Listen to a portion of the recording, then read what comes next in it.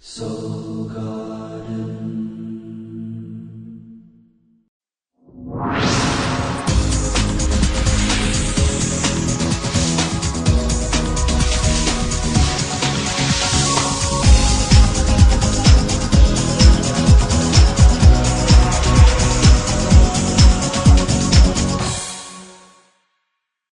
Hello my captains, and welcome back to Soul Horoscopes Weekly Edition. My name is Christopher Witecki.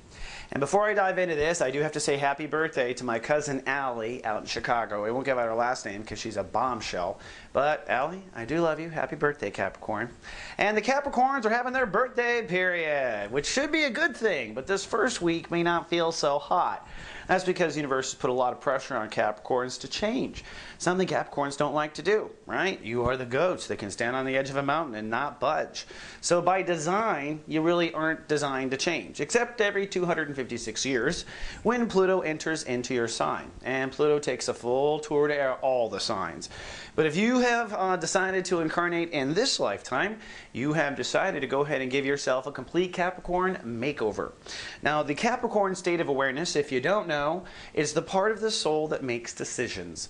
You are the executives. You make decisions better than anyone, and you stick to them. You tend to play by the rules, or you tend to break them in brilliant ways because you're so good at rules. You know, Mel Gibson, we've seen the Capricorns that have gotten caught. But that said, the universe is saying, hey, time to change the rules. Now, the last time Pluto was 7 degrees Capricorn was 1763. And we're on our way of changing the rules from a monarchy to a democracy. That's a big set of rule changes. And if you haven't noticed, the Earth is kind of a mess right now. I think we're going to have to change some rules. Now, let's get more personal, shall we? As we start off on Monday, well, rule changing is kind of the theme. Uranus rules the day on Monday, and the moon is in Aquarius. So for the goats, emotions are stirred on your subconscious, your past. You might have weird dreams Sunday into Monday into Tuesday. That's the moon kind of just working on you in the deep side. At the same time, Uranus is saying, hey, if a rule needs to change, it might break down. Now, this all plays out in your ego. In other words, how you respond to things, right? In fact, Capricorns are probably the best sign at not responding strategically, if you know a good Capricorn chess player.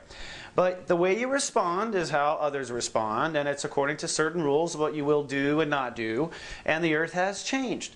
So Monday and Tuesday, the universe kind of trips the goats up a little bit, trying to point out maybe areas where those rules just don't work anymore.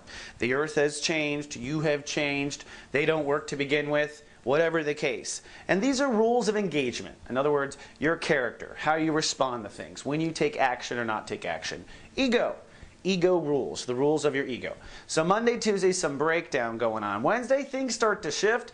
The moon does move into Pisces, and this is going to allow you to loosen up just a little bit, I think, and feel better. At the same time, Venus rules the day, so whatever it is you tripped over in your ego, whatever didn't work for you, will kind of come to a nice rebalancing on Wednesday. So I think Wednesday will be better for you than for other signs. I mean, you do have the sun in Capricorn after all.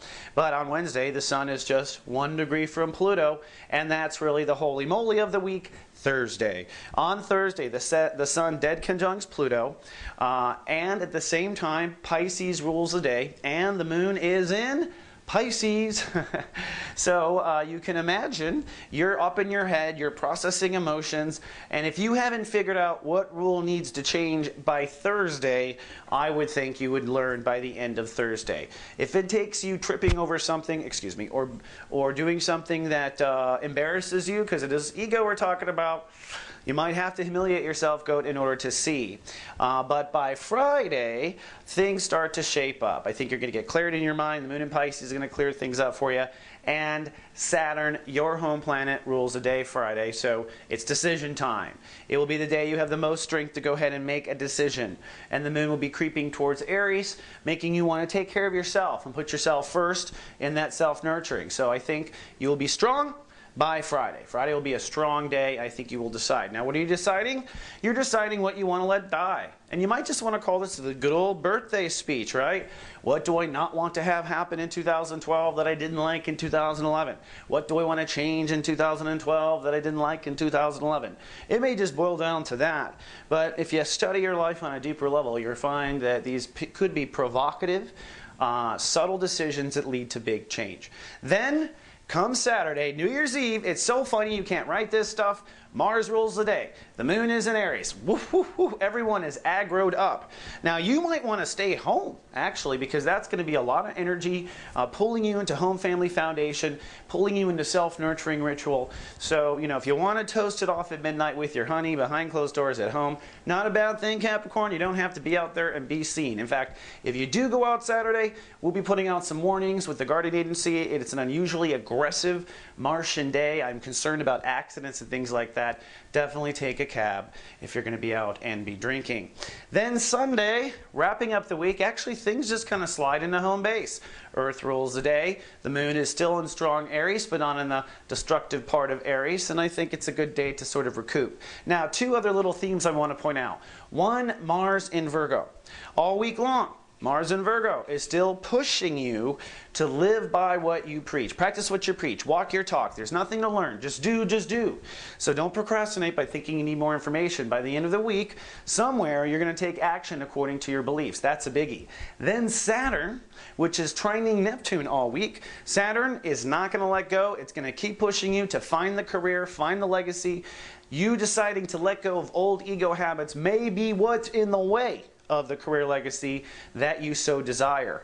And with it trining Neptune, you can't deny the truth. If you try to ignore the signs from God, universe, that trine to Neptune is going to put it in your dreams, it's going to put it in your face, you're going to see on commercials. So really stepping into responsible career, moving forward by practicing what you preach, and all along deciding this week what you want to let go of in your ego. Sounds fun. All right, Capricorn, that's all I have. Hey, one reminder, this is the last week to get my 60-minute plus 30 special. If you buy a 1-hour reading, get 30-minute free follow-up in 2012. Could come handy if the Earth suddenly decides to go to quad, right?